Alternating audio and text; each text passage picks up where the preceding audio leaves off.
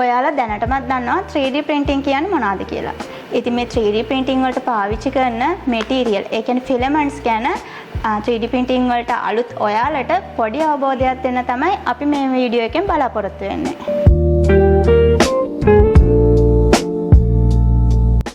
මේක තමයි PP material එක. මේ material එකත් ඔයාලට ABS, ASA, එතකොට PG වගේ material වගේම strong material එකක් තමයි මේ PP material එක කියන්නේ. ඔයාලට මේකත් පුළුවන් light weight එකට, එතකොට උෂ්ණත්වයට පාවිච්චි කරන්න පුළුවන් material එකක් තමයි PP material එක කියන්නේ. මේක flexible සහ strong නිසා ඔයාලට පුළුවන් moving parts වලට වැඩියෙන්ම 3D printing වලට use කරන්න මේක. ඔයාලට තව දෙයක් කියන්න තියෙනවා. මේක repeated bending වලට හොඳටම use කරන්න පුළුවන්. ඒ කියන්නේ ඔයාලට නැවුණත් කැඩෙන්නේ නැහැ. ඔයාලට දිගටම පාවිච්චි කරන්න පුළුවන් නිසා තමයි මම ඔයාලට කිව්වේ moving parts වලට use කරන්න පුළුවන් material එකක් කියලා. එතකොට මේක ගොඩාක් strong, flexible, ඒ වගේම use කරන පහසුයි. ඔයාලට මේ material එක ඔයාලට පුළුවන් මේකෙන් මොන වගේ 3D print use කරන්නද කියලා අපි බලමු. ඉතින් ඔයාලට මේ PP එක use කරලා food containers, එතකොට strength parts වගේ strong, ඔයාලට flexible, move කරන්න පුළුවන්. අන්න ඒ වගේ parts ගොඩාක් මේ PP කියන material එකෙන් ඔයාලට print කර ගැනීමේ හැකියාවක් තියෙනවා. මේ තමයි නයිලෝන් ෆිලමන්ට් එක. ඔයාලට මේ නයිලෝන් ෆිලමන්ට් එක very strong හා durability එක වැඩි ෆිලමන්ට් එකක් විදියට හඳුන්වන්න පුළුවන්. එතකොට මේක ගොඩාක් ඔයාලට use කරන්න පුළුවන් engineering parts වලට ගොඩාක්ම user friendly වෙන ෆිලමන්ට් එකක් තමයි මේ නයිලෝන් ෆිලමන්ට් එක කියන්නේ.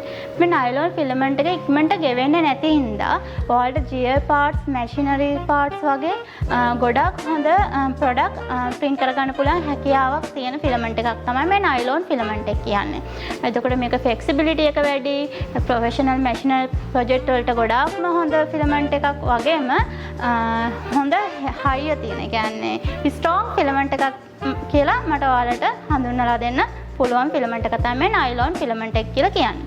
අපි බලමු මේ නයිලෝන් ෆිලමන්ට් එක පාවිච්චි කරලා ඔයාලට මොනවද 3D print කරගන්න පුළුවන් කියලා. නයිලෝන් ෆිලමන්ට් එකත් ඔයාලට හීට් එකට යූස් කරන්න පුළුවන් ෆිලමන්ට් එකක් කියලා හඳුන්වන්න පුළුවන්. ඒකට අවුට්ඩෝර් වගේම ඉන්ඩෝර් යූස් කරන්න පුළුවන්. එතකොට මේකේ PLA වලට වඩා ස්ට්‍රෝං සහ ඩියුරබිලිටි එක වැඩි නිසා මෙන්න මේ වගේ පාර්ට් ඔයාලට පුළුවන් 3D print කරගන්න. ඒ කියන්නේ gears, machine parts, hinges, එතකොට RC car parts, drone parts, cable chain, functional tools, එතකොට ඔයාලට පුළුවන් bearings වගේ ඉන්ඩස්ට්‍රියල් ප්‍රොටෝටයිප් උනත් මේ නයිලෝන් ෆිලමන්ට් එක යූස් කරලා ඔයාලට 3D print එකක් කරගන්න. එතකොට මේ නයිලෝන් ෆිලමන්ට් එක මේන් ඇඩ්වාන්ටේජ් එකක් වෙන්නේ ස්ට්‍රෝං එක වැඩි. එතකොට ටිකක් විතර ෆ්ලෙක්සිබල් වෙනවා මේක. එතකොට ඔයාලට හීට් එකට යූස් කරන්න පුළුවන්, හොඳ හීට් එකක් දරා ගන්න පුළුවන් හැකියාවක් තියෙනවා. ඉතින් මේ ෆිලමන්ට් එක ඔයාලට කාබන් ෆයිබර් වගේම මැෂින් පාර්ට්ස් වලට, ඉන්ඩස්ට්‍රියල් ස්ට්‍රෙන්ග් පාර්ට් වලට යූස් කරන්න පුළුවන් ෆිලමන්ට් එකක් කියලා හඳුන්වන්න පුළුවන්. ඔයා 3D print එකක් කරන කෙනෙක්නේ.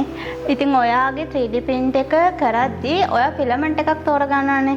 ඉතින් ඒ ෆිලමන්ට් එක තෝරගන්නකොට ඔයා බලන්න ඕන ටිප්ස් ටිකක් තියෙනවා. ඔයාගේ 3D print එකට, ඔයාගේ ඔබ්ජෙක්ට් එකට හරියනම ෆිලමන්ට් එක කොහොමද තෝරගන්නේ කියලා ඔයාට දැන් අපි කියලා දෙන්නම්.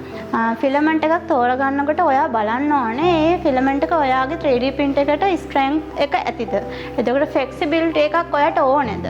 එතකොට ඔයා යූස් කරන 3D print එක ඔයාගේ ඔබ්ජෙක්ට් එක අනුව ඒක උෂ්ණත්වයට තියන්න පුළුවන්. ඒ කියන්නේ අවුට්ඩෝර් තියන්න පුළුවන් ෆිලමන්ට් එකක්ද? නැත්නම් print එකේ quality එක කොහොමද? එතකොට ඉන්ඩෝර් අවුට්ඩෝර් දෙකටම යූස් කරන්න පුළුවන්ද? ඔයාගේ 3D print එක. ඒ කියන්නේ ඔයාගේ අවශ්‍යතාවය මත කොහොමද මේ මැටීරියල් එක තෝරගන්න කියලා ඔන්න ඔය කරුණු ටික ඔයා හොඳට අවධානයෙන් බලලා තමයි මැටීරියල් එකක් තෝරගන්න ඕනේ. ඔයා හරිම මැටීරියල් එක තෝරගත්තොත් ඔයාගේ ඔබ්ජෙක්ට් එකට print quality එක වගේම durability එක යන දෙකම ඔයාට වාසිදායක වෙනවා. ඉතින් අපි ඊළඟ වීඩියෝ එකේදීත් මේ වගේ පුංචි ඔයාලා නොදන්න දේවල් අපි දැනගෙන කතා කරමු.